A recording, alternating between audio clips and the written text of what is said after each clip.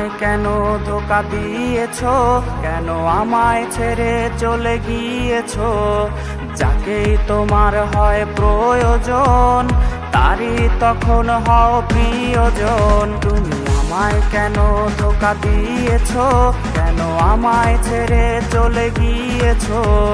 যাকেই তোমার হয় প্রয়োজন তারই তখন হও প্রিয়জন। যদি আত্মহত্যা করা মহাপাপ না হতো,